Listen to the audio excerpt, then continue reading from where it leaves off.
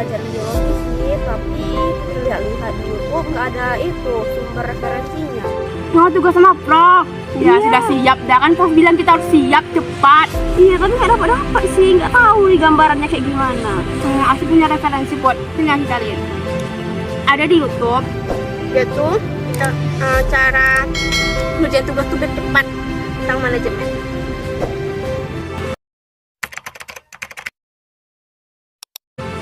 Nah, yuk kita tonton.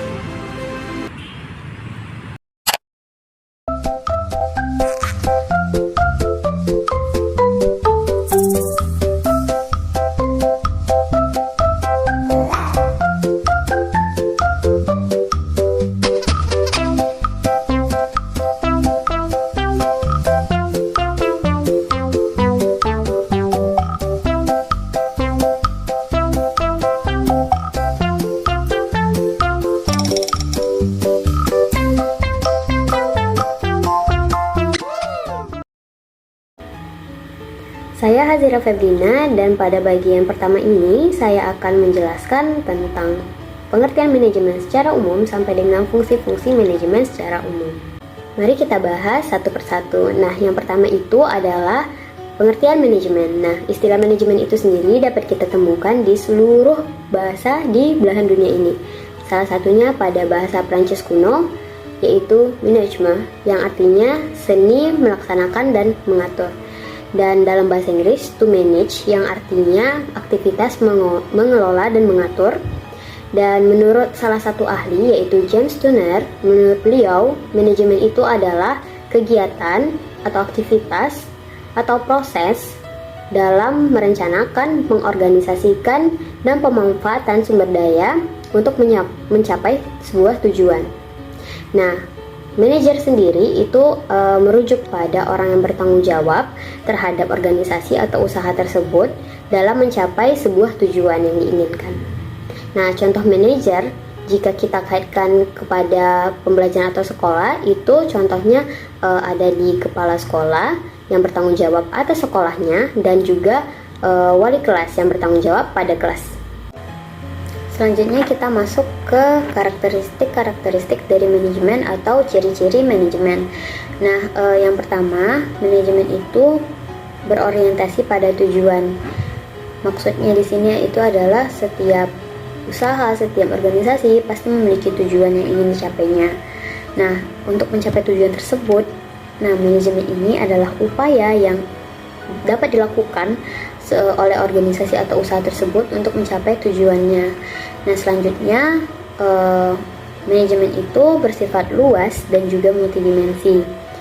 Manajemen dapat dilakukan oleh organisasi mana saja atau siapapun untuk memudahkan dia mencapai tujuannya, dan tidak terbatas. Manajemen ini tidak terbatas pada dimensi ilmu apapun. Tidak terbatas pada sosial, tidak terbatas pada politik, dan bidang dimensi yang dicakup oleh manajemen ini sendiri juga ada banyak, yaitu ada manajemen dimensi pekerjaan yang mengorganisasikan pekerjaan, merencanakan pekerjaan sampai dengan evaluasinya. Dan yang kedua itu ada manajemen manusia, yaitu tentang manusia dengan manusia. Dan terakhir itu ada manajemen dimensi operasi, ya, berkaitan dengan operasi sistem. Selanjutnya, manajemen itu berkelanjutan, sebuah proses yang berkelanjutan. Nah, seperti yang kita ketahui, proses manajemen itu ada mulai dari tahap perencanaan, pengorganisasian, pengarahan, pengawasan. Nah, semua tahap ini tuh dilakukan secara berkelanjutan selama organisasi itu masih berdiri atau sebuah usaha itu masih ada. Nah, selanjutnya itu adalah manajemen bersifat dilakukan berkelompok dan juga tidak dapat dilihat namun dapat dirasakan. Nah, namanya organisasi pasti perkumpulan individu, makanya manajemen dikatakan sebagai usaha kelompok yang dapat dirasakan namun tidak dapat dilihat. Baik, kita akan masuk ke unsur-unsur manajemen. Nah, unsur-unsur manajemen maksudnya di sini adalah hal-hal apa saja yang harus ada di dalam manajemen itu sehingga berjalan lancar. Nah, menurut Harrington Emerson, beliau mengungkapkan ada 5 unsur manajemen, yaitu ada man, ada money, material, machine, dan method. Sedangkan menurut George Terry, beliau mengungkapkan ada 6 elemen atau unsur dalam manajemen. Beliau menambahkan market pada poin ke-6. Yuk kita bahas satu persatu. Yang pertama itu ada man, manusia. Seperti yang kita ketahui, di antara unsur-unsur lainnya hanya manusialah unsur hidup dalam unsur-unsur manajemen ini, sehingga manusialah yang dapat merencanakan, mengelola, dan memanfaatkan sumber daya yang ada untuk mencapai tujuan yang ingin dicapai. Nah, jika tidak ada manusia, otomatis tidak ada perencanaan, tidak ada proses, sehingga tidak ada tujuan yang dapat tercapai itu. Sehingga kita dapat simpulkan bahwa manusia adalah unsur utama, unsur krusial yang harus ada di manajemen ini. Yang kedua itu ada money atau uang. Uang memang bukan segalanya, tapi kita tidak memungkiri bahwa uang sangat diperlukan, sehingga di dalam manajemen uang juga sangat diperlukan, baik itu untuk membeli bahan atau alat yang diperlukan selama proses merencanakan, mengelola, dan tahapan lainnya. Kemudian uang juga dapat digunakan untuk membayar orang-orang yang tergabung dalam kegiatan manajemen ini. Yang ketiga ada material atau bahan. Bahan di sini itu dapat berupa bahan mentah ataupun bahan yang telah jadi. Nah, tanpa adanya bahan, kegiatan manajemen ini sendiri juga tidak dapat berjalan dengan lancar karena apa yang mau diolah. Karena itu bahan sangat penting dalam manajemen. Selanjutnya ada mesin atau alat. Alat adalah sesuatu yang memudahkan kita untuk mencapai tujuan atau menyelesaikan pekerjaan agar efektif dan efisien. Maksudnya efektif di sini itu adalah tercapainya tujuan dan terselesaikannya pekerjaan. Nah, selanjutnya untuk efisien sendiri itu adalah dengan usaha yang seminim mungkin kita harus dapat hasil yang semaksimal mungkin. Nah, itu adalah prinsip dari alat, sehingga dapat kita contohkan misalnya pada manajemen pembelajaran, kita ingin membuat rencana pembelajaran. Nah, daripada kita menggunakan kertas untuk menulis segala rencana pembelajaran tersebut, kita menggunakan laptop untuk menghemat waktu, ya, untuk efektif dan efisien, sehingga kerja kita dapat selesai dalam waktu yang telah ditentukan, dan dengan usaha yang tidak terlalu besar kita dapat hasil yang memuaskan. Nah, selanjutnya itu ada metode. Metode adalah cara yang digunakan dalam aktivitas untuk menyelesaikan masalah atau mencapai tujuan. Nah, contoh metode itu sendiri itu ada banyak. Salah satunya mungkin dalam pembelajaran adalah metode analisis penggunaan alat dan bahan. Nah, yang terakhir itu ada pasar atau market. Jadi pasar atau market ini adalah unsur yang mendukung terjadinya manajemen, yaitu mendorong proses produksi. Nah, kita akan masuk ke fungsi-fungsi manajemen. Fungsi manajemen ada 4. Yang pertama, fungsi perencanaan atau planning. Nah, menurut Robbins, perencanaan itu adalah proses untuk menetapkan tujuan dan merencanakan bagaimana strategi untuk sampai ke tujuan tersebut. Nah, seorang manajer harus pandai dan harus siap dengan segala kemungkinan yang ada, sehingga dituntut untuk menyusun rencana rencana lainnya atau rencana tambahan jikalau rencana utama itu tidak dapat berjalan dengan lancar atau ada terdapat hambatan. Nah, misalnya plan A itu ada plan utama si manajer, dia juga harus punya plan B, plan C, dan plan seterusnya agar tercapainya tujuan tadi, sehingga proses manajemen itu tidak berhenti di tengah jalan. Nah, pada fungsi perencanaan ini sendiri itu kegiatan yang dilakukan adalah merencanakan tujuan, merencanakan strategi untuk mencapai tujuan tersebut, mengelompokkan sumber daya untuk mencapai tujuan tersebut. Nah, yang kedua itu ada pengorganisasian atau organizing. Nah, pengorganisasian ini itu maksudnya adalah proses dalam mengelompokkan sumber-sumber daya yaitu manusia, alat, dan bahan untuk menjadi satu kesatuan sehingga dapat mencapai tujuan yang telah ditetapkan tadi. Selain itu juga dapat memudahkan manajer untuk mengawasi jalannya proses manajemen. Nah, selanjutnya itu ada pengendalian, di mana pada fungsi pengendalian ini itu yang kegiatan yang dilakukan itu ada memberikan motivasi, memberikan semangat, meluruskan konsep atau meluruskan sesuatu jika terdapat penyimpangan. Nah, yang terakhir itu ada pengawasan. Pada fungsi pengawasan ini sendiri adalah proses di mana kita harus memastikan semuanya itu berjalan sesuai dengan rencana dan tujuan ditetapkan. Nah, telah kita bahas sama-sama tadi mulai dari pengertian manajemen sampai dengan fungsi-fungsi manajemen, dan yang perlu kita ingat yang pertama itu adalah manajemen itu adalah kegiatan mengatur, mengelola demi mencapai tujuan yang kita inginkan. Nah, karakteristik manajemen itu ada banyak, salah satunya berorientasi pada tujuan, bersifat luas dan multidimensi, selanjutnya bersifat proses berkelanjutan. Nah, unsur-unsur manajemen itu ada man, ada money, material, mission, method, dan market. Dan yang terakhir itu adalah fungsi-fungsi manajemen, perencanaan, pengorganisasian, pengendalian, dan pengawasan. Sebagai penutup materi 1, saya akan mengajukan satu buah pertanyaan untuk mengingat kembali materi yang kita bahas sama-sama tadi.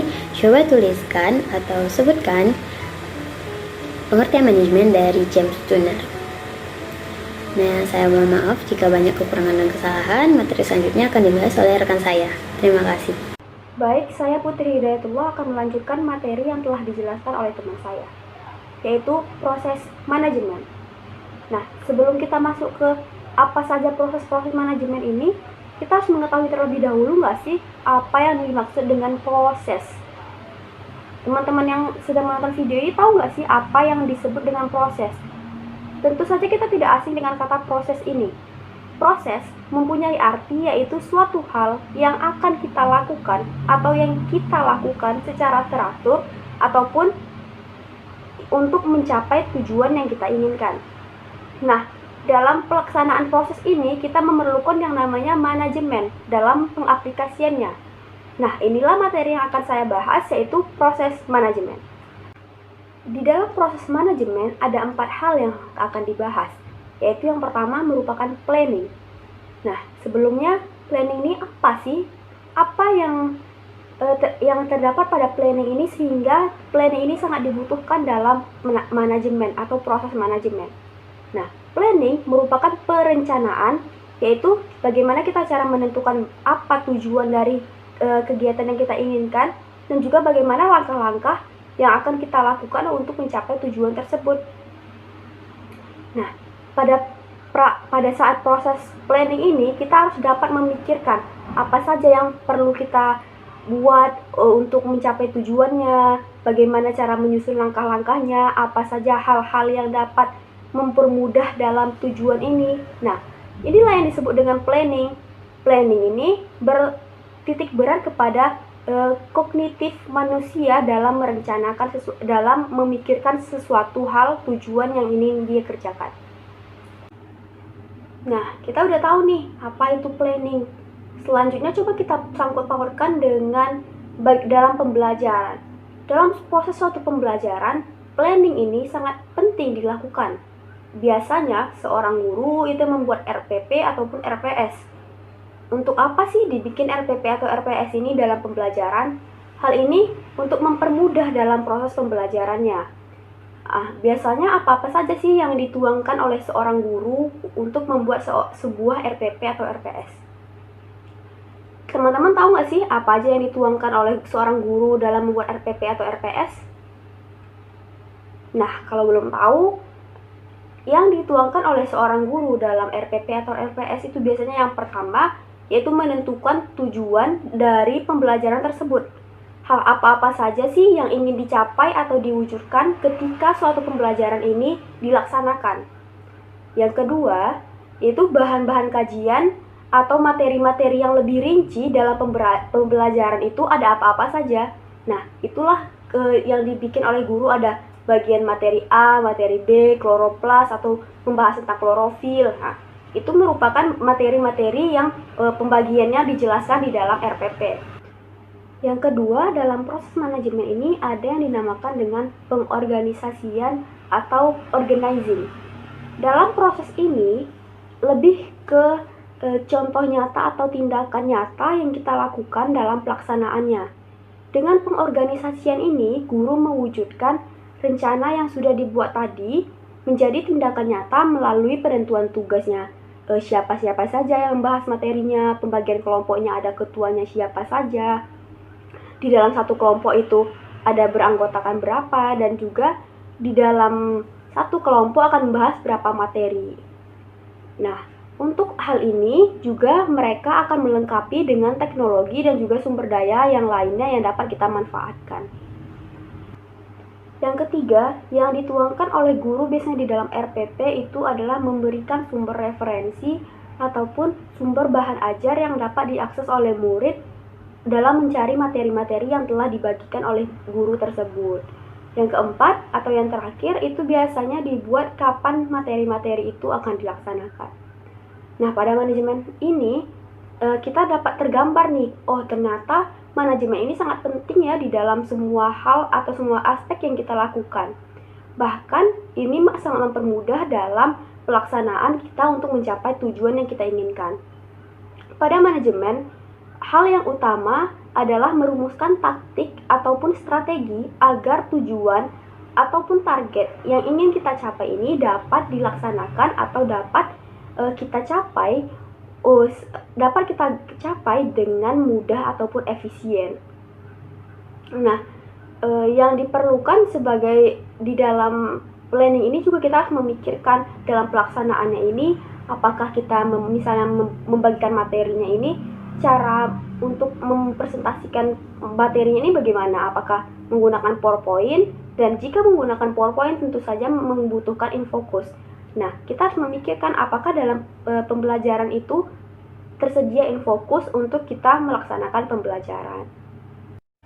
Yang ketiga, dalam proses manajemen ini ada yang dinamakan dengan pengorganisasian atau pengarahan. Pada pembelajaran, pengorganisasian atau pengarahan ini yaitu seorang guru dapat menciptakan komitmen di dalam suatu kelas itu. Bagaimana caranya untuk seorang siswa dapat bertanggung jawab terhadap tugas yang telah diberikan kepada dia, dengan cara guru mendorong usaha-usaha yang telah dilakukan oleh siswa ini dan juga mendukung tercapainya tujuan dari pembelajaran yang kita inginkan. Guru dapat memotivasi seorang siswa bagaimana caranya dalam melakukan atau menjelaskan materi sehingga siswa tersebut juga dapat terarah gitu, bagaimana sih caranya dalam mengerjakan suatu materi yang telah diberikan, bagaimana cara mempresentasikannya. Lalu juga pada kepemimpinan ini, proses implementasinya merupakan program supaya bisa dijalankannya kepada semua pihak yang berada di dalam kelas. Contohnya pada kepemimpinan ini, kita tentu saja di dalam membentuk suatu kelompok akan menentukan siapa saja ketua di antara kelompok itu. Nah, namun kita kan ingin mencapai semua individu ini mempunyai rasa tanggung jawab terhadap diri dia sendiri dan terhadap tugas yang telah diberikan kepada dia. Nah, dengan melalui menjadi ketua, ini dapat melatih seorang siswa untuk dapat mengarahkan ataupun membimbing ataupun menjadi suatu pemimpin yang mengarahkan untuk mencapai suatu tujuan tersebut. Jadi di dalam kelas ini kita harus merolling siapa-siapa saja di dalam suatu kelompok itu yang pernah menjadi ketua. Maka pada materi ini ketuanya A, pada materi selanjutnya atau mata kuliah atau pembelajaran yang lainnya itu yang A ini tidak menjadi ketua lagi, namun si B yang menjadi ketuanya. Dengan dilakukannya hal ini, maka setiap siswa akan termotivasi menjadi seorang pemimpin ini. Dia akan merasa bertanggung jawab dan sangat penuh kesadaran akan melakukan produktivitas yang sangat tinggi, yaitu melakukan atau mencari materi, mengerjakan materi yang telah kita kerjakan. Nah, adapun di dalam pengarahan ini sebenarnya fungsinya itu yaitu mengimplementasikan proses dari kepemimpinan, pembimbing untuk siswa supaya mau untuk tetap bekerja dan dapat melakukan pekerjaan ini dengan efisien dan efektif sehingga tujuan yang kita inginkan dapat tercapai dengan lebih baik. Pada tahap keempat, dalam proses manajemen ini ada yang dinamakan dengan pengendalian. Kita bisa bayangkan bagaimana kata pengendalian ini kita gunakan di dalam sehari-hari, yaitu mengendalikan suatu hal gitu. Nah, pada proses manajemen, pengendalian ini merupakan proses pengukuran kinerja, membandingkan antara hasil sesungguhnya yang telah kita laksanakan dalam pembelajaran, yang telah kita lakukan dalam pembelajaran dengan RPP ataupun planning yang telah kita rancang pada awal sebelum pembelajaran dimulai. Pada tindakan ini, maka kita akan melakukan pembetulan tentu saja. Bagaimana caranya? Yang lebih real ini apa sih sebenarnya yang di dalam keadaan nyatanya ini ternyata dalam planning kita ini tidak dapat tercapai karena ada faktor A, B, C gitu. Nah, inilah dalam pengendalian inilah yang kita lakukan hal ini sehingga untuk proses pembelajaran selanjutnya tidak kita lakukan lagi kesalahan yang telah kita buat. Nah, materi yang selanjutnya yaitu tujuan utama dari manajemen. Selain tujuan dari manajemen ini yaitu menentukan tujuan dan juga langkah-langkah untuk mencapai tujuan ini, ada juga tujuan utama dari manajemen ini, yaitu yang pertama yaitu mendapatkan hasil yang maksimal namun dengan daya upaya yang minimal. Nah, bagaimana caranya bisa dalam manajemen ini kita dapat melakukan suatu hal itu dapat mendapatkan hasil yang maksimal namun kita tidak perlu capek-capek melakukan waktu-waktu yang kita buang banyak gitu. Nah, jadi di dalam konsep manajemen ini yang digunakannya itu adalah adanya efisiensi dan efektivitas. Yang dimana efisiensi dan efektivitas ini mempunyai pengertian yang berbeda. Pada efisiensi lebih menitik beratkan kepada pencapaian hasil yang besar dengan pengorbanan yang sekecil mungkin. Namun, pengertian dari efektif yaitu lebih terarah pada tujuan yang dicapainya dapat mementingkan pengorbanan yang dikeluarkan. Jadi, manajemennya pada dasarnya berkaitan dengan berpikir dan memanfaatkan sumber daya manusia, yaitu pada bagian kognitif ataupun dalam daya menganalisis suatu hal. Nah, yang kedua, tujuan utama dari manajemen ini yaitu meningkatkan efisiensi faktor-faktor produksi. Nah, manajemen tidak hanya untuk efisiensi upaya dan sumber daya, tetapi ada juga untuk efisiensi berbagai faktor produksi yang lebih tepat.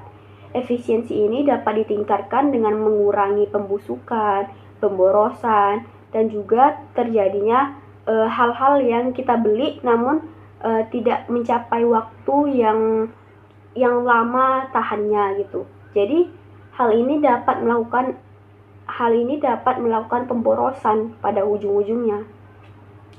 Jadi, untuk menghindari hal ini, kita melakukan manajemen untuk memikirkan apa saja yang perlu dibeli dalam suatu pembelajaran. Nah, faktor-faktor produksi merupakan hal penting bagi setiap organisasi ataupun bagi setiap orang dalam manajemen.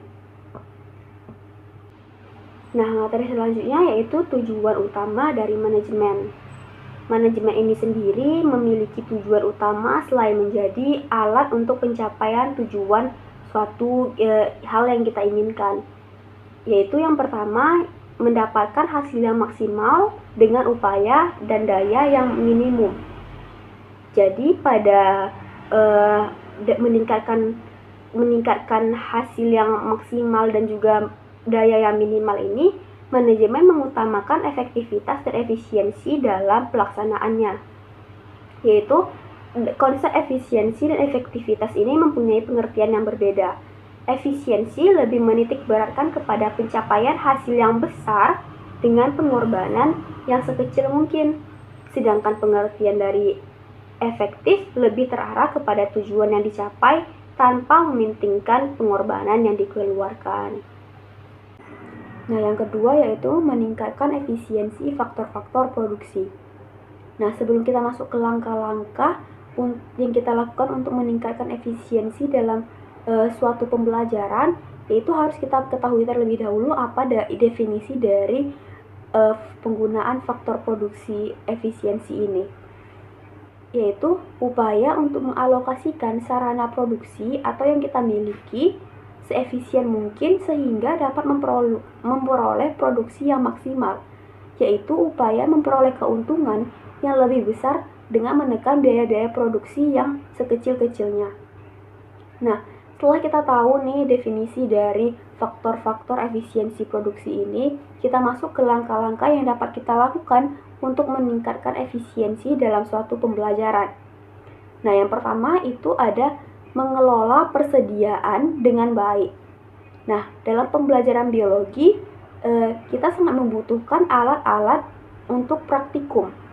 Nah, sehingga dalam pembelajaran itu kita tidak boleh untuk membiarkan alat-alat itu setelah dipakai.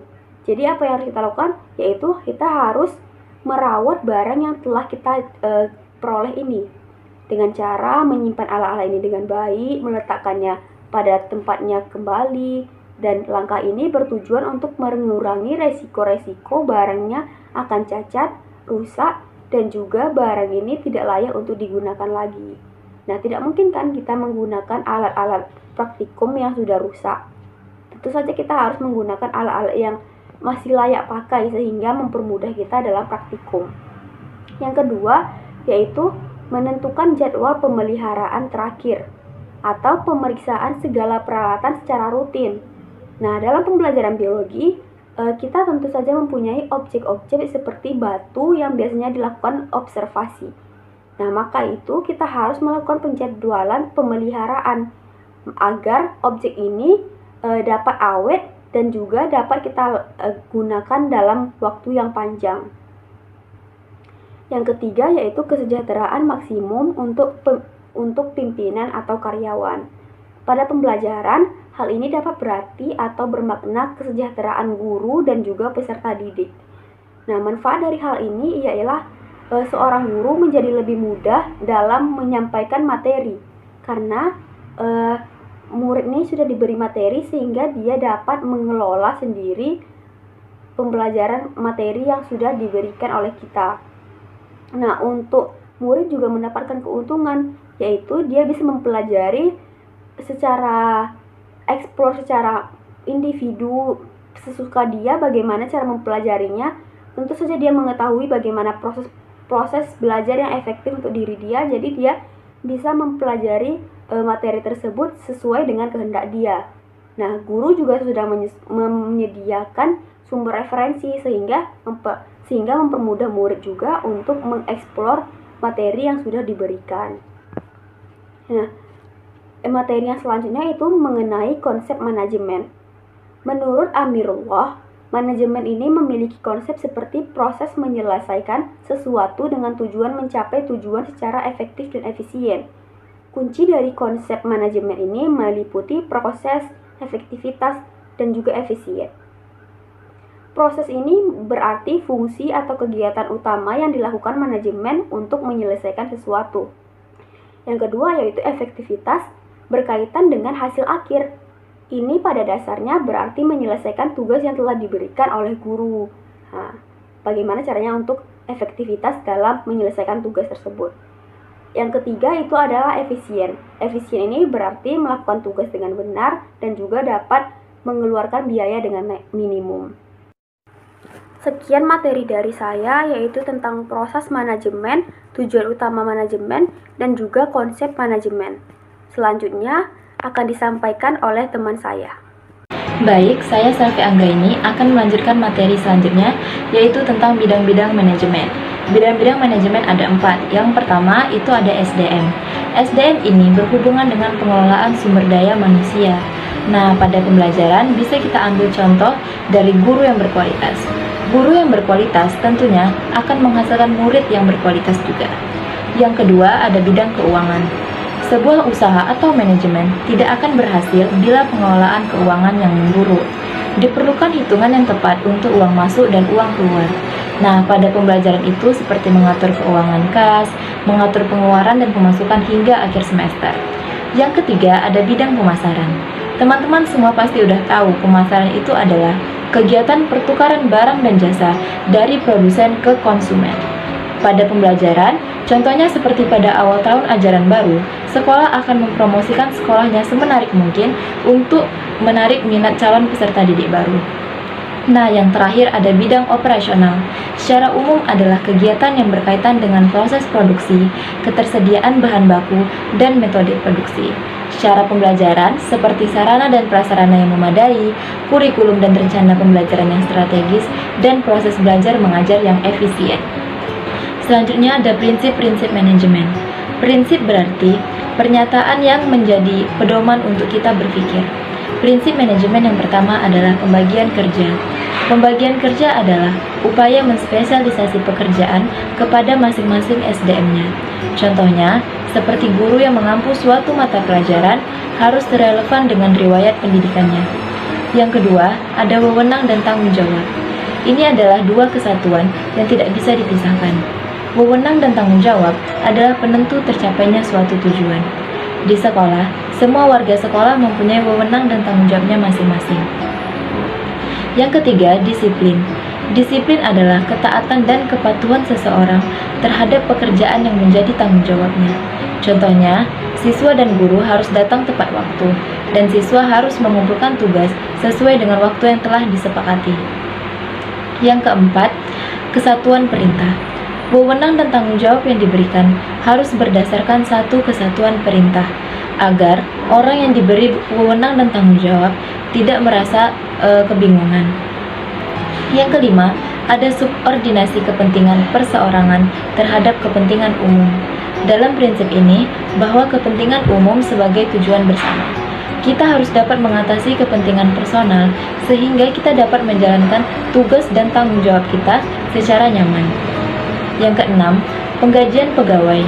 Penggajian ini harus berasaskan dengan keadilan dan harus sesuai agar manajemen bekerja secara lebih maksimal. Yang ketujuh, yaitu pemusatan. Wewenang akan berakhir kepada orang yang diberikan pemusatan tanggung jawab dalam suatu organisasi atau kegiatan. Selanjutnya ada hierarki perintah. Perintah tidak diperkenankan melompati tingkatan struktur yang ada dalam suatu organisasi. Tujuannya adalah agar tahu seseorang itu harus bertanggung jawab kepada siapa. Yang kesembilan, ada ketertiban. Ketertiban ini hampir mirip dengan disiplin.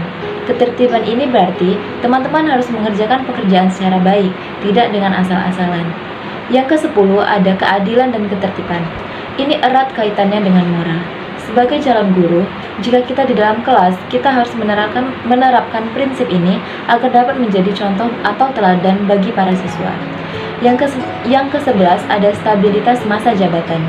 Kestabilan orang-orang yang ada di dalam suatu organisasi harus dijaga sebaik mungkin agar hambatan-hambatan seperti pergantian sumber daya manusia tidak selalu terjadi. Yang ke-12 yang tidak kalah penting yaitu adalah semangat kesatuan.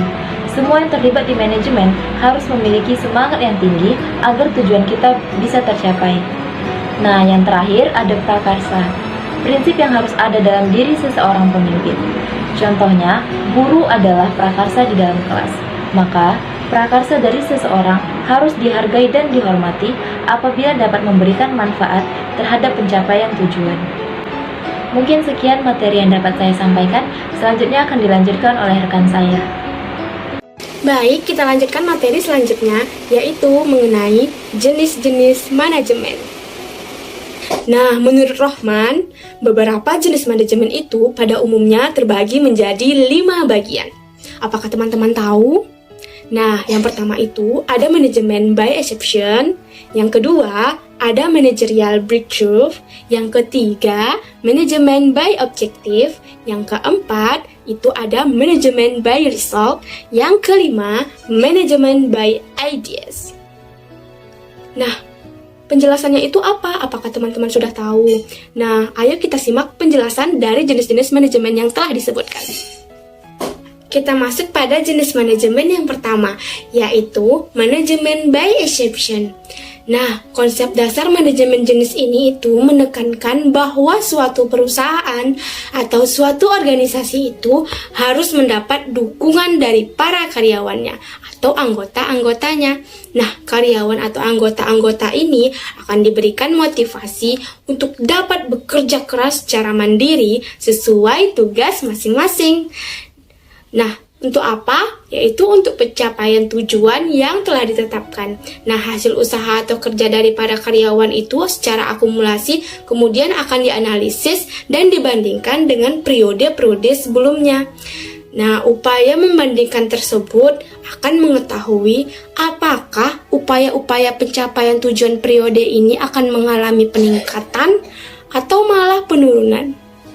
Nah, apabila hasil yang didapatkan dari analisis tersebut menunjukkan penurunan dari periode sebelumnya, maka top manajemen akan turun tangan untuk melihat penyimpangan-penyimpangan yang terjadi untuk segera akan diambil langkah perbaikannya. Nah, manajemen by exception ini akan dapat dikatakan sebagai perluasan konsep di bidang pendelegasian wewenang kepada bawahannya. Nah, yang kedua itu ada managerial breakthrough. Nah, manajemen ini dipandang sebagai perombakan bidang manajemen secara bertahap. Nah, dan sistem tersebut hendaklah akan dinamis. Dinamis itu apa? Nah, dinamis itu artinya tidak bersifat kaku. Dengan kata lain, dalam manajemen jenis yang ini, itu akan senantiasa melakukan perubahan, perbaikan dari setiap hasil yang dicapai. Dan perubahan-perubahan itu akan ke arah yang lebih baik tentunya. Dan harus selalu diawasi secara maksimal. Nah, kita masuk pada jenis manajemen yang ketiga. Nah, itu apa? Nah, betul, manajemen by objective. Nah, manajemen ini itu kita kenal dengan sebutannya yaitu MBO. Itu manajemen by objective. Nah, dalam sistem penerapan manajemen ini itu menitik tekankan spesifikasi sasaran dan penetapan kuantitas hasil. Kuantitas hasil itu disebut apa? Atau nama lainnya itu output. Nah, output itu yang harus dicapai. Adapun langkah-langkah yang harus kita lakukan dalam manajemen jenis ini, yaitu manajemen by objective ini, yaitu yang pertama, ada jumlah hasil yang dicapai. Yang kedua, ada metode yang akan dipakai. Yang ketiga, waktu pelaksanaan, dan juga waktu berakhirnya suatu pekerjaan. Yang keempat itu fasilitas, dana, sarana, dan wewenang. Yang terakhir yaitu personil pelaksanaan dan pemberian tugas, dan juga ada juga penilaian dari apa yang telah dicapai. Nah, itu dia langkah-langkahnya pada jenis manajemen yang ketiga ini atau MBO. Kita masuki manajemen berikutnya yaitu manajemen by result. Nah, manajemen jenis ini itu juga menitik beratkan pada apa? Yaitu pada penganalisisan dari hasil yang dicapai, sehingga itu diperlukan pengawasan yang sangat teliti terhadap berbagai aspek yang berkenaan dengan hasil yang hendak dicapai. Yang akan dicapai oleh siapa? Yaitu oleh organisasi atau perusahaannya. Nah, kita masuk pada manajemen yang kelima. 10 nih, 5 terakhir yaitu manajemen by ideas. Manajemen by ideas ini itu menitik tekankan pada pengawasan tujuan perusahaan atau organisasi itu secara ketat kali. Nah, hal itu kenapa sih? Hal itu mendasarkan pada asumsinya bahwa tujuan merupakan ide atau gagasan dasar dari perusahaan atau organisasi yang akan diupayakan. Jadi, manajemen jenis ini itu sangat ketat kali dalam memantau berbagai aktivitas yang berkenaan dengan tujuan. Nah, itu dia teman-teman jenis-jenis manajemen yang telah disebutkan dan juga ada penjelasannya. Nah, kita akan masuk pada karakteristik manajemen itu seperti apa sih? Yuk, kita cari tahu dan kita akan menjelaskan tentang karakteristik manajemen. Tapi di sini itu kita akan menjelaskan karena kita pendidikan biologi, maka kita harus tahu tentang pembelajarannya, ya kan? Nah, di sini kita akan menjelaskan manajemen pembelajaran. Karakteristiknya itu seperti apa? Nah, karakteristik manajemen pembelajaran. Nah, menurut Sagala, karakteristik manajemen pembelajaran itu yaitu yang pertama ada kemandirian. Nah, kemandirian ini menggambarkan otonomi manajemen yang efektif dan layanan belajar yang bermutu. Menggunakan evaluasi hasil belajar yang standar sehingga akan meningkatkan prestasi pembelajaran. Yang kedua, itu kemitraan. Nah, kemitraan ini memanfaatkan potensi pemangku kepentingan pembelajaran atau pemberdayaan potensi dan masyarakat. Yang ketiga, itu partisipasi kepemimpinannya yang lugas, visioner, antisipatif, dan berjiwa entrepreneurship, mengikut sertakan potensi sumber daya. Lalu ada keterbukaan, yaitu senantiasa melakukan perubahan ke arah yang lebih baik dan kompetitif. Lalu ada akuntabilitas. Akuntabilitas ini yaitu melakukan analisis kebutuhan, perencanaan pengembangan, dan evaluasi kinerja sesuai visi dan misi untuk mencapai tujuan atau target. Nah, itu akan menyediakan kesejahteraan personalnya yang cukup dan pantas. Nah, itu dia guys, karakteristik manajemen pembelajaran. Apakah teman-teman ada yang mau ditanyakan? Oh, tunggu dulu, kita akan lanjut materi selanjutnya. Pertanyaan nanti akan dibuka saat diskusi. Kita masuk ke poin selanjutnya, yaitu tentang tingkatan manajemen. Nah, teman-teman ada yang udah tahu tingkatan manajemen itu apa aja dan berapa jumlahnya?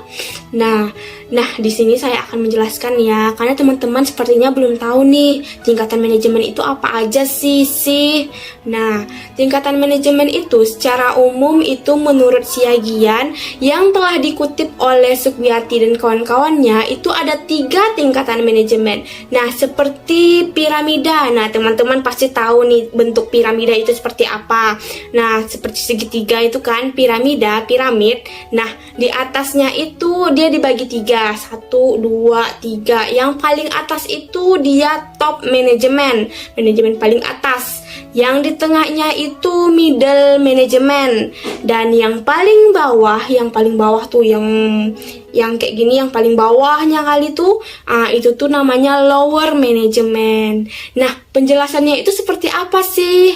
Nah, kita simak penjelasannya. Nah, penjelasan yang pertama itu adalah top manajemen.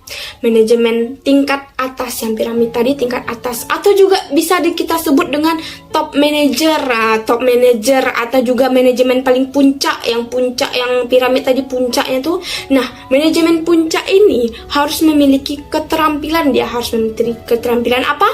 Keterampilan konsep, dengan tugas untuk memimpin organisasi atau perusahaan secara keseluruhan. Agar apa? Agar dapat membentuk tim kerja yang apa? Yang baik atau buruk? Yang baik, tim kerja yang baik ya. Manajemen puncak ini terdiri apa aja sih? Manajemen puncak ini dia tuh ada dewan direktur atau eksekutif, ada presiden direktur, ada kepala perwakilan, ada direktur, ada kepala divisi. Nah, ada banyak lagi yang masuk manajemen puncaknya itu. Ada manajemen yang paling atas itu tuh.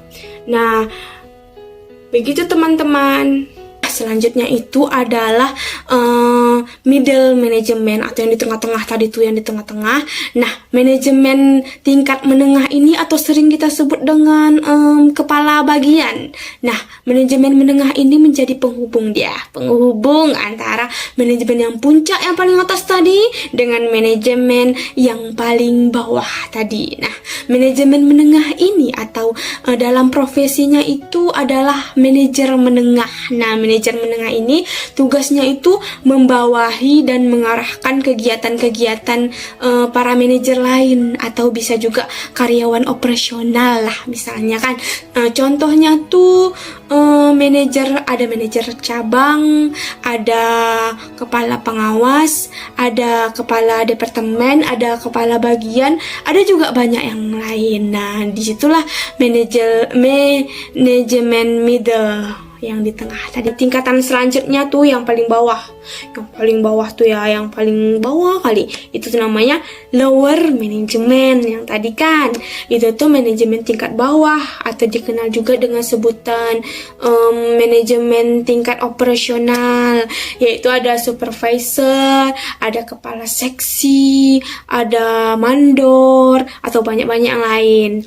Nah, di jenis tingkatan manajemen ini tuh harus memiliki keterampilan teknis yang bertanggung jawab. Untuk apa? Untuk memimpin dan mengawasi tenaga operasionalnya. Nah, jadi teman-teman, manajemen ini nih berhubungan langsung dia dengan tenaga operasionalnya atau karyawannya. Nah, misalnya tuh mandor dalam pabrik, misalnya kan dia secara langsung mengawasi. Terus ada kepala seksi, misalnya langsung membawahi tenaganya. Terus ada tenaga administrasi dalam kantor yang besar tuh. Terus ada juga pengawas teknis dalam suatu perusahaan atau organisasi, dan banyak lagi. Pokoknya dia mengawasi secara langsung karyawan-karyawannya. Nah, itulah dia piramid tingkatan manajemen ya teman-teman. Bagaimana? Nah, udah jelas kan teman-teman? Yeay, sekarang kita udah jadi makin tahu deh mengenai manajemen itu apa, terus tingkat-tingkatannya tuh apa aja. Dah pasti kalian sekarang tuh udah paham ya kan? Gimana sih cara mengatur dan membagi tanggung jawab dalam suatu organisasi itu ya kan? Nah, supaya lebih jelas lagi, supaya kita lebih mahir dan jago lagi teman-teman, yuk kita simak terus pembahasan tentang manajemen ini. untuk selanjutnya nih teman-teman, pembahasannya yaitu perbedaan sistem dan manajemen. Apakah teman-teman sudah bisa membedakan antara sistem sama manajemen? Apa sih bedanya? Ada yang tahu nggak? Belum tahu? Nah, jadi sistem perbedaan antara sistem dan manajemen itu yaitu perbedaannya yaitu manajemen adalah proses atau usaha memakai sumber daya secara efisien dan efektif untuk mencapai tujuan yang telah ditetapkan. Nah, jadi manajemen itu berhubungan dengan sumber daya atau hardware lah ceceknya kan. Sedangkan sistem itu berhubungan dengan aturannya, prinsipnya, prosedurnya, kebijakannya, dan lain-lain. Dapat juga diartikan tuh kayak softwarenya. Nah, jadi sistem manajemen itu merupakan gabungan dari hardware dan software yang akan membuat suatu organisasi, terbentuklah suatu organisasi yang berjalan sesuai arahnya dan proses yang diinginkan atau tujuan yang efektif dan efisien. Nah, begitu teman-teman. Baik, materi selanjutnya itu akan dijelaskan oleh teman kita, yaitu Mustika. Kepada Mustika, silahkan menyaksikan video Mustika. Terima kasih. Baiklah, saya Mustika Adrina akan melanjutkan pembahasan materi berikutnya. Kali ini saya akan membahas tentang apakah sistem bisa ada tanpa manajemen. Jadi, biasanya manajemen itu sudah merupakan suatu sistem atau merupakan bagian utama dari sistem tersebut. Jadi, dengan menciptakan suatu sistem, maka sudah terdapat unsur manajemen di dalamnya. Materi berikutnya saya akan membahas tentang apa alasan utama manajemen itu dibutuhkan. Jadi, menurut Hani Handoko, ada 3 alasan utama mengapa manajemen itu diperlukan. 1. Manajemen diperlukan agar tujuan pribadi dan tujuan bersama dapat tercapai, di mana orang-orang bekerja bersama-sama mencapai tujuan yang telah ditetapkan. Selain itu, manajemen juga sangat diperlukan agar usaha yang menjadi tujuan akan menjadi lebih mudah dicapai.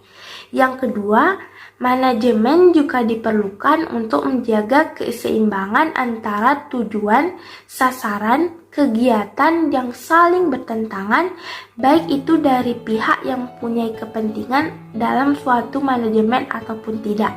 Misalnya seperti pimpinan, pegawai, pemilik, dan karyawan, maupun pelanggan, konsumen, pemerintah, dan masyarakat. Yang ketiga, manajemen itu dibutuhkan untuk mencapai efisiensi dan efektivitas suatu manajemen.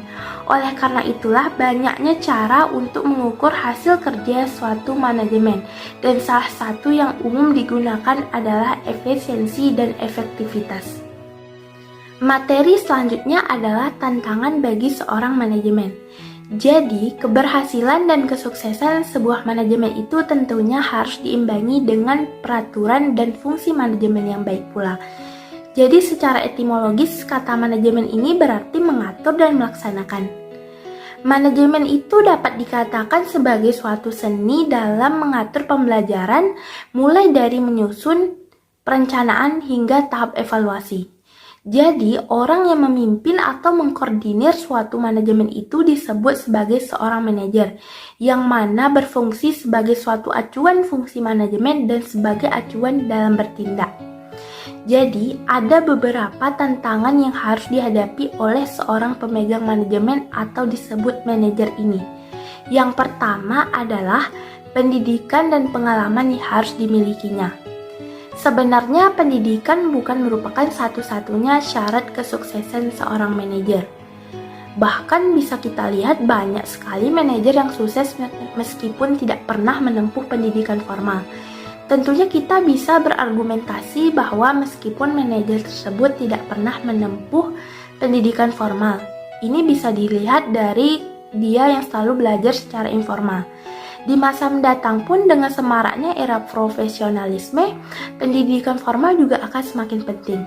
Pendidikan formal ini di samping menawarkan gelar juga menawarkan metode belajar yang lebih sistematis. Misalnya seperti yang kita lihat, universitas itu biasanya kan menawarkan pendidikan manajemen, mulai dari S1 jurusan manajemen sampai pendidikan profesional, seperti magister manajemen. Selain itu di luar negeri juga ada program pendidikan profesional yang lebih dikenal dengan MBA atau Master of Business Administration. Jadi proses pendidikan ini tidak hanya terbatas sampai program S1 atau S2 saja, tapi setelah lulus pun manajer diharapkan terus selalu belajar. Jadi menurut kalian bagaimana kaitan antara pendidikan dan pengalaman? Tampaknya kombinasi antara kemauan belajar dan pengalaman ini bisa membentuk keterampilan manajer yang baik pula. Jadi pendidikan itu diharapkan dapat membentuk keterampilan dan kemauan belajar yang bisa bermanfaat untuk menyerap pelajaran dari pengalaman yang kita miliki. Tantangan yang kedua dalam menjadi seorang manajer adalah kebutuhan akan visi. Apa yang dimaksud dengan visi dan mengapa visi itu penting bagi manajer? Jadi, visi itu merupakan kemampuan melihat masa mendatang, yaitu dalam jangka waktu yang panjang. Baik itu dalam hal tujuan dan bagaimana mencapai tujuan tersebut. Jadi, pemimpin atau manajer yang besar itu biasanya selalu mempunyai visi yang jelas. Misalnya, visi menghidupkan semangat bekerja atau membangun suatu pembelajaran. Misalnya, salah satu tokoh yang terkenal itu adalah Bill Gates, pendiri Microsoft atau perusahaan perangkat lunak Amerika Serikat. Dia mempunyai visi membuat komputer mudah digunakan oleh setiap orang, seperti semudah orang menyetel dan menonton televisi.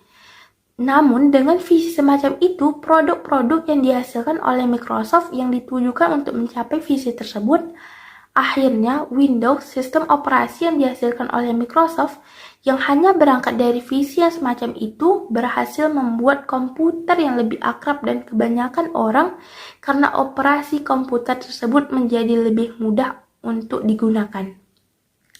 Tantangan ketiga yang harus dihadapi oleh manajer adalah dalam hal globalisasi.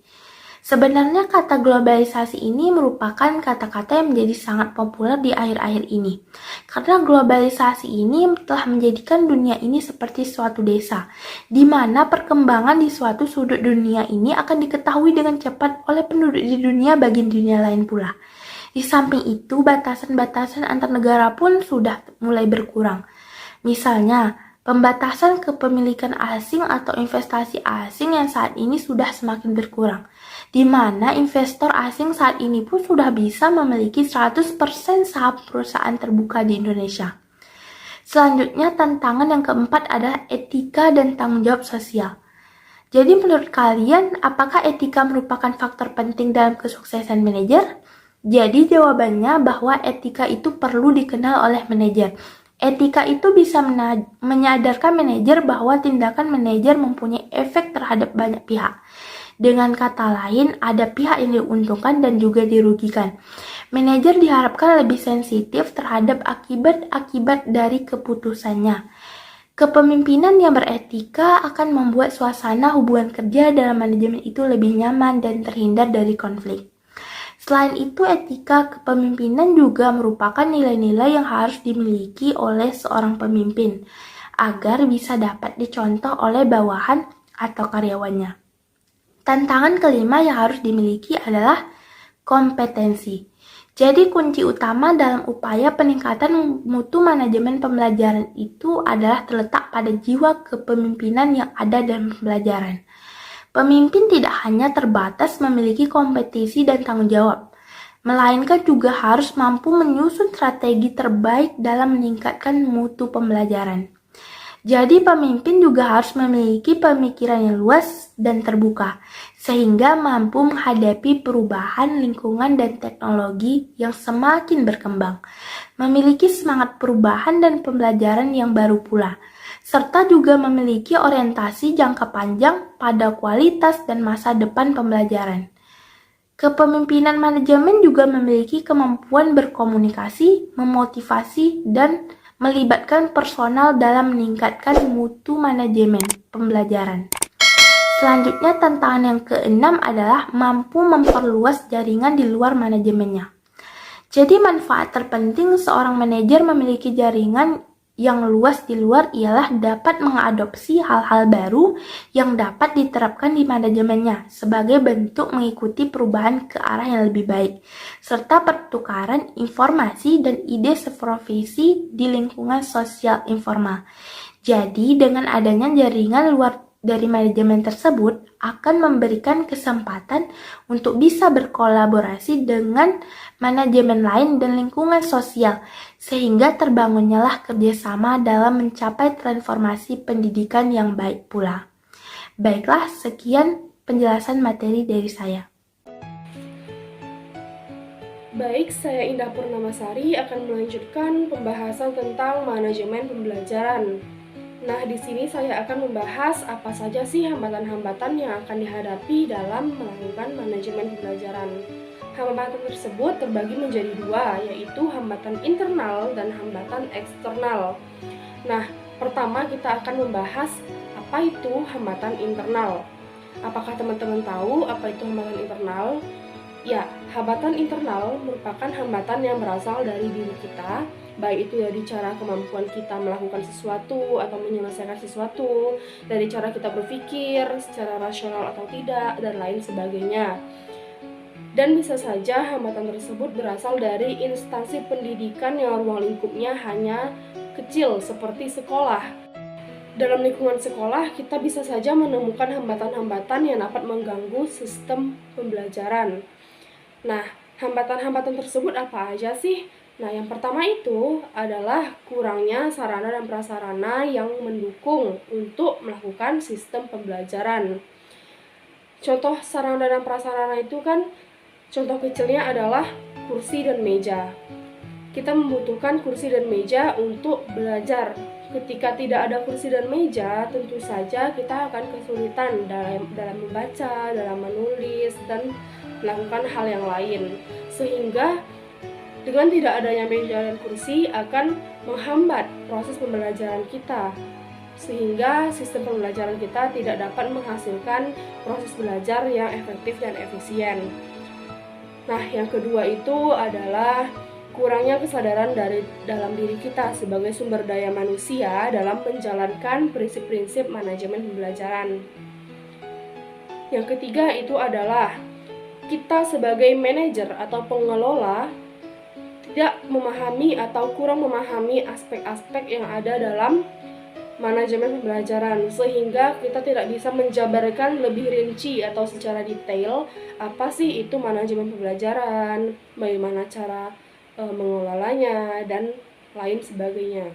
Nah, selanjutnya kita akan membahas apa itu hambatan eksternal. Apakah teman-teman ada yang tahu tentang hambatan eksternal? Hambatan eksternal adalah hambatan yang berasal dari luar diri kita, bukan dari dalam diri kita. Bisa saja itu dari faktor lingkungan, masyarakat, dan lain sebagainya. Lalu apa aja sih hambatan eksternal yang dapat mengganggu sistem pembelajaran kita? Yaitu lingkungan yang tidak mendukung dalam penerapan prinsip-prinsip manajemen pembelajaran, baik itu dari lingkungan sekolah, lingkungan keluarga, dan lingkungan masyarakat tentunya, sehingga tidak dapat menghasilkan atau memaksimalkan proses pembelajaran yang efektif dan efisien. Baik, selanjutnya kita akan membahas apa aja sih kelebihan dan kekurangan dalam sistem manajemen pembelajaran. Yang pertama, kita akan membahas tentang kelebihan dalam sistem manajemen pembelajaran. Dengan adanya sistem manajemen pembelajaran, kita dapat lebih mudah mengelola dan mengatur segala sesuatu sehingga lebih terstruktur dan lebih fleksibel. Nah, yang kedua itu dengan adanya sistem pembelajaran, kita dapat menciptakan pola pikir yang lebih kritis sehingga meningkatkan kualitas pembelajaran yang efektif dan efisien. Yang ketiga, dengan adanya manajemen pembelajaran, kita dapat meningkatkan mutu pendidikan sehingga dengan memberikan harapan masa depan yang lebih baik. Yang keempat, dengan adanya sistem pembelajaran, guru dan siswa akan lebih mudah mengerti, lebih mudah memahami konsep-konsep materi yang akan dipelajari. Lalu apa aja sih kekurangan dalam sistem manajemen pembelajaran? Perlu kita ketahui, dalam menerapkan sistem manajemen pembelajaran, tentu saja kita menggunakan media sosial sebagai sarana pendukung dalam mewujudkan proses belajar mengajar yang baik. Nah, dalam media sosial tersebut banyak sekali hal-hal positif dan negatif yang dapat kita temukan. Hal negatif tersebutlah yang akan menjadi kekurangan kita dalam menerapkan sistem manajemen pembelajaran. Contohnya, dalam media sosial masih banyak informasi-informasi negatif yang dapat kita terima, seperti kekerasan, pembulian, dan lain sebagainya. Bahkan dengan adanya informasi-informasi instan dari media sosial, dapat membuat kita malas dalam membaca buku yang ada di perpustakaan. Sehingga saat waktu luang, kita memanfaatkan waktu tersebut untuk bermalas-malasan, untuk bermain game, untuk refreshing dalam waktu yang panjang. Sehingga penggunaan media sosial kurang terkontrol. Baik, setelah memahami hambatan, kelebihan, dan kekurangan yang ada dalam manajemen pembelajaran tadi, maka perlu kita ketahui apa saja perbedaan antara manajemen dan manajemen pembelajaran. Kalau manajemen, yang berperan sebagai manajer atau pengelolanya itu adalah anggota dari suatu organisasi yang menjadi pemimpin dalam menjalankan tugas-tugas tertentu. Nah, kalau manajemen pembelajaran, yang berperan sebagai manajernya itu adalah guru. Guru sebagai tenaga pendidik memiliki wewenang dalam mengelola dan mengatur sistem pembelajarannya. Baik itu dalam bidang sumber daya manusia, sarana dan prasarana, operasional, bahkan dalam keuangan pembelajaran tersebut. Manajemen pembelajaran yang berkualitas pasti berasal dari guru yang berkualitas dan tentu saja akan menghasilkan siswa yang berkualitas pula. Assalamualaikum warahmatullahi wabarakatuh. Saya Melani Fadila akan melanjutkan materi mengenai fungsi manajemen pembelajaran, peran guru dalam manajemen pembelajaran, dan langkah-langkah yang harus dilakukan seorang guru sebelum melakukan manajemen pembelajaran. Fungsi manajemen pembelajaran. Yang pertama ialah perencanaan pengajaran. Perencanaan pengajaran merupakan tindakan awal dalam proses pembelajaran. Dengan adanya perencanaan ini, maka akan didapatkan serangkaian tindakan-tindakan untuk melakukan sesuatu yang ingin dicapai ataupun dari tujuan-tujuan pembelajaran tersebut. Yang kedua ialah pengorganisasian pengajaran.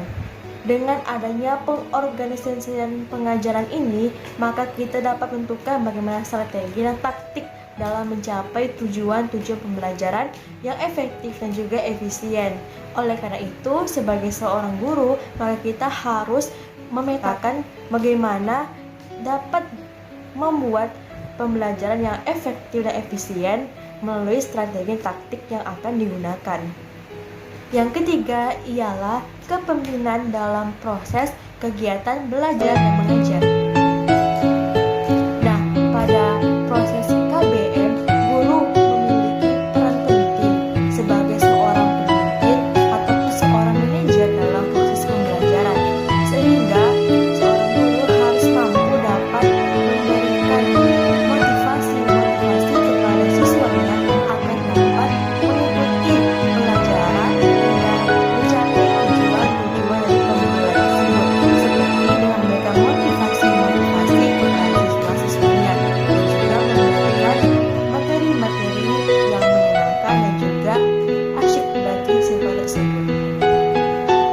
Dan yang keempat ialah evaluasi pembelajaran. Nah, dengan adanya evaluasi pembelajaran, kita dapat mengetahui bagaimana taraf kemajuan, taraf perkembangan, dan taraf pencapaian siswa selama belajar, dan juga kita dapat mengetahui bagaimana keefektivitas sang pengajar. Oleh karena itu, evaluasi sangat penting bagi dalam proses-proses pembelajaran agar didapatkan pembelajaran yang lebih maju dari sebelumnya. Peran guru dalam manajemen pembelajaran. Yang pertama ialah guru sebagai pendidik. Nah, guru sebagai seorang pendidik maka akan menjadi pokok panutan bagi siswanya. Oleh karena itu, seorang guru harus memiliki standar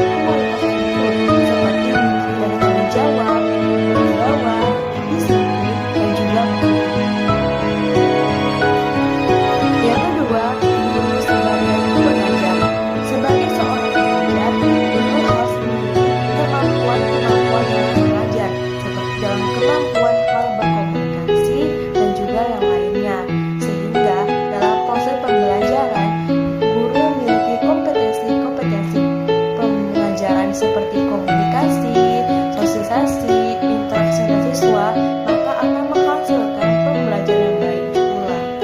Yang ketiga, guru sebagai pembimbing. Nah, yang artinya ialah sebagai seorang guru, kita tidak hanya secara fisik bertemu dengan siswa dan juga mengajar, mentransfer ilmu saja, namun kita juga harus memahami nih bagaimana emosional siswa tersebut, bagaimana karakter siswa tersebut, bagaimana kita membimbing kreativitasnya sehingga kita dapat menuntut siswa tersebut agar menjadi orang-orang yang kreatif dan juga memiliki masa depan yang baik. Yang keempat, guru sebagai penasihat. Sebagai seorang guru tidak hanya mengajar atau mengedukasi ilmu saja, namun kita juga merupakan orang tua dan juga dari siswa kita, sehingga kita juga turut aktif dalam memberikan nasihat-nasihat kepada siswa terhadap masalah-masalah yang dia hadapi. Yang kelima, guru sebagai pelatih. Dalam proses pembelajaran pasti memerlukan proses pelatihan keterampilan, baik intelektual maupun motorik, sehingga guru dituntut agar dapat menjadi seorang pelatih. Siswa pasti memiliki bakat-bakatnya. Oleh karena itu, guru dapat memberikan kesempatan kepada siswa untuk mengembangkan bakatnya dengan melatihnya dan juga memperhatikan perkembangan bakat dari siswa kita. Di dalam dunia pendidikan, guru atau sebagai seorang pemimpin atau manajer memiliki peran aktif dalam proses belajar mengajar, yaitu baik dalam memberikan materi dan juga sebagai seorang pendidik. Sehingga peran guru sangatlah memiliki pengaruh terhadap tercapainya tujuan pendidikan dan juga program-program dari pendidikan. Jadi, apa aja sih langkah-langkah yang harus dilakukan oleh seorang guru sebelum melakukan manajemen? Oke, kita akan membahas pada pembahasan berikut ini. Poin pertama, persiapan akan kondisi dan situasi. Maksudnya, situasi dan kondisi apa sih? Nah, jadi maksud dari situasi dan kondisi ialah situasi dan kondisi dalam proses mengajar dan belajar. Nah, jadi sebagai seorang guru yang profesional, kita harus mengamati nih bagaimana situasi dan kondisi dalam proses pengajaran, termasuk situasi dan kondisi di dalam kelas. Berikut ini adalah kriteria-kriteria ruang belajar dalam proses pembelajaran. Yang pertama adalah menarik bagi siswa, yaitu diharapkan agar ruang belajar ini memiliki efek kepada siswa sehingga daya semangatnya bertambah, yaitu seperti kita memberikan hiasan-hiasan yang edukatif ataupun kelas tersebut bersih, indah dipandang sehingga siswa tidak bosan dalam proses pelajaran. Yang kedua, memudahkan mobilitas antara guru dan siswa, yaitu diharapkan agar ruang belajar atau kelas memiliki ruang-ruang antara guru dan siswa sehingga tidak membatasi antara pergerakan dalam proses pembelajaran sehingga siswa akan aktif dalam proses pembelajaran. Yang ketiga, memudahkan interaksi antara guru dan siswa atau siswa dan siswa, yaitu diharapkan agar ruang belajar atau kelas dapat memberikan kepada siswa dan guru ataupun siswa dan siswa dalam berinteraksi sehingga pembelajaran akan berlangsung dengan efektif dan efisien. Memudahkan untuk mengakses alat-alat penunjang belajar. Nah, diharapkan nih ruang kelas ini tidaklah sempit-sempit ataupun memiliki ruang yang lebar dalam peletakan alat-alat bantu belajar seperti dalam buku-buku ataupun alat-alat bantu yang lainnya. Oke, kita masuk ke poin kedua, yaitu persiapan mengenai peserta didik. Nah, sebagai seorang guru, kita harus memahami ataupun menganalisa bagaimana sifat tingkah laku, dan juga kemampuan belajar dari seorang siswa-siswa yang akan kita ajar. Jadi seorang guru harus memahami nih, apakah anak yang akan kita ajar itu memiliki sifat introvert ataupun extrovert. Bagi siswa yang malu-malu dalam melakukan proses pembelajaran seperti diskusi ataupun lainnya, sebagai seorang guru kita harus mampu dapat memberikan dorongan-dorongan kepada siswa agar dapat aktif di kelas. Dan juga seorang guru harus memiliki motivasi yang kuat agar siswa tersebut dapat mengikuti kegiatan dengan aktif. Dan juga kita dapat memberikan motivasi kepada siswa dalam mengikuti setiap pembelajaran. Yang ketiga, persiapan terhadap bahan ajar yang akan disajikan. Jadi, bahan ajar merupakan bagian terpenting dalam proses pembelajaran. Mengapa sih sebagai bagian terpenting? Nah, dapat kita pahami nih, dalam proses pembelajaran, guru harus merancang sedemikian mungkin bagaimana bahan ajar yang akan disampaikannya sesuai dengan tujuan-tujuan pembelajaran. Jadi, guru akan memberikan seperti buku kepada siswa agar siswa tersebut dapat memahami pelajaran yang akan disampaikan guru pada hari keesokannya, sehingga siswa tersebut akan aktif dalam kelas dan juga dapat menerima informasi-informasi penting sebelum kelas dimulai. Oleh karena itu, bahan ajar merupakan bagian terpenting dalam proses pembelajaran, sehingga guru hanya sebagai seorang fasilitator dalam proses pembelajaran dan siswa dapat mencari mengenai informasi pembelajaran dalam bahan ajar yang lengkap dan sesuai dengan tujuan pembelajaran. Bahan ajar dapat dibedakan menjadi dua jenis, yaitu bahan ajar cetak dan juga bahan ajar non-cetak. Nah, bahan ajar cetak dapat berupa buku, modul, lembar kerja siswa, ataupun brosur. Sedangkan bahan non-cetak dapat seperti akses seperti web, melalui PowerPoint, melalui video pembelajaran, ataupun yang dapat kita akses melalui YouTube dan lain-lainnya. Dan juga kita dapat menggunakan aplikasi-aplikasi pembelajaran. Seperti ini, telah ada berbagai macam aplikasi-aplikasi pembelajaran seperti Ruang Guru, Genius, ataupun yang lainnya. Sehingga dalam era-era zaman sekarang, siswa dapat lebih aktif dalam memperoleh informasi sumber belajar dari berbagai media di internet. Menurut Tehich dan Acker, kurikulum berasal dari bahasa Latin yang merujuk pada course dan kendaraan, yang dalam konteks pendidikan berarti a plan for learning.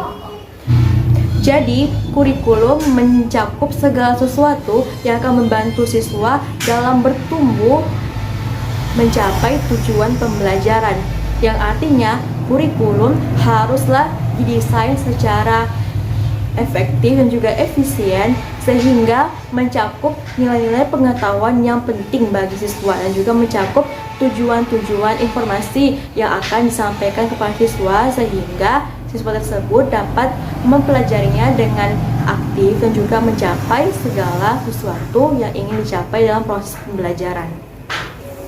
Menurut Johnson dan Reddy, terdapat 3 faktor yang harus dianalisis dalam kurikulum, yaitu terdiri dari analisis dampak atau impact analysis, analisis desain atau design analysis, dan juga analisis kebijakan atau policy analysis.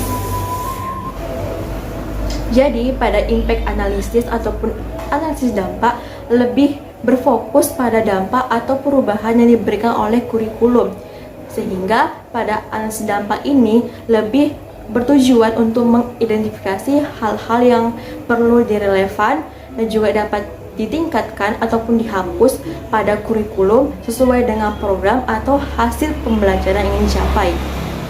Yang kedua yaitu design analysis atau analisis desain. Nah, pada faktor ini bertujuan untuk menganalisis keterkaitan antara prinsip serta standar dalam pengembangan kurikulum yang digunakan. Jadi, yang akan dianalisis yaitu seperti teori, prinsip, metode, standar, dan juga asumsi yang akan mendukung kurikulum. Yang ketiga, analisis kebijakan atau society analysis. Jadi, pada analisis kebijakan ini lebih berfokus pada keterkaitan antara kurikulum dengan kebijakan-kebijakan sosial yang diperlakukan. Yang terakhir ataupun yang kelima ialah persiapan mengenai rencana pelaksanaan pembelajaran ataupun RPP. Nah, RPP ini merupakan salah satu komponen terpenting dalam proses pembelajaran. Jadi, guru yang baik ialah guru yang mempersiapkan rencana pelaksanaan pembelajaran atau RPP sebelum ia mengajar. Nah, persiapan ini berfungsi agar proses pembelajaran agar lebih terarah dan juga skenario pembelajaran dapat mencapai tujuan pembelajaran. Assalamualaikum warahmatullahi wabarakatuh. Perkenalkan, nama saya Rini Febriani. Di sini saya akan menjelaskan guru sebagai manajer dalam perencanaan pembelajaran.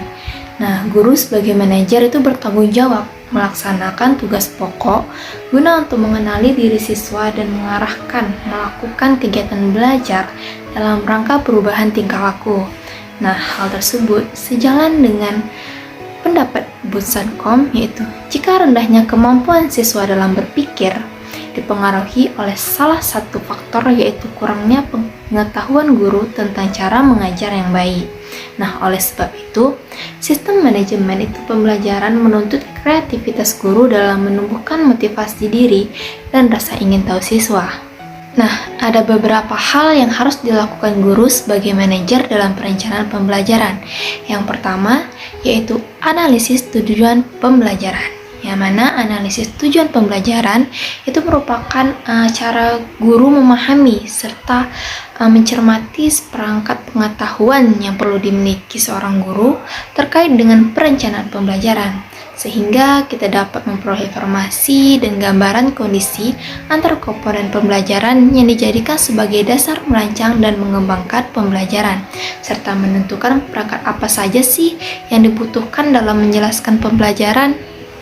Nah, yang kedua ada sumber belajar, yang mana analisis sumber belajar adalah bagaimana seorang guru memahami dan mencermati hal-hal yang berhubungan dengan sumber belajar dalam rangka merencanakan pembelajaran.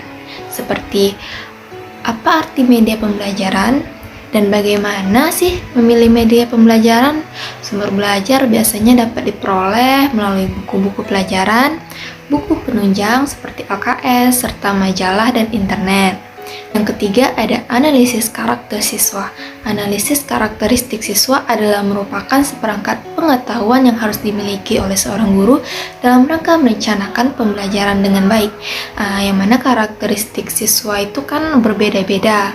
Nah, jadi guru harus memahami nih karakteristik siswa yang introvert maupun ekstrovert guna menunjang pembelajaran yang efektif. Nah, yang keempat yaitu menetapkan tujuan dan isi pembelajaran. Nah, menetapkan tujuan dan isi pembelajaran itu merupakan salah satu bagaimana seorang guru dapat memahami tujuan dengan baik dan dapat mengklasifikasikan tujuan pendidikan untuk merencanakan pembelajaran. Nah, yang kelima yaitu menetapkan strategi pengorganisasian. Nah, menetapkan strategi pengorganisasian pembelajaran itu merupakan salah satu komponen sistem belajar yang dipilih dan dilaksanakan oleh guru dengan jalan mengkombinasikan 5 komponen sistem pembelajaran, yaitu terdiri dari pembelajar, pesan, bahan, alat, serta lingkungan agar tercapai tujuan belajar. Nah, yang keenam yaitu menetapkan strategi penyampaian isi pembelajaran. Nah, guru dapat mengaitkan materi belajar dengan hal-hal yang ada di sekitar rumah siswa, misalnya tema lingkungan, dikaitkan dengan alam sekitar, keluarga, dan sebagainya. Nah, secara berkala, guru pun dapat memberikan waktu jeda untuk istirahat siswa. Nah, hal tersebut dapat diisi kembali dengan relaksasi, main game, dan lain-lain. Nah, yang ketujuh ada menerapkan strategi pengelolaan pembelajaran, yang mana pengelolaan pembelajaran adalah cara seorang pengajar mengatur kelasnya dan mengembangkan tingkah laku siswa yang diinginkan serta mengurangi atau meniadai tingkah tingkah laku yang tidak diinginkan. Nah, untuk materi selanjutnya yaitu apa saja yang dapat dilakukan guru terhadap bidang garapan manajemen pendidikan di sekolah. Nah, yang pertama dalam bidang manajemen kurikulum, guru tuh harus menyusun program mengajar sesuai dengan garis-garis besar program pengajar dalam kurikulum yang berlaku.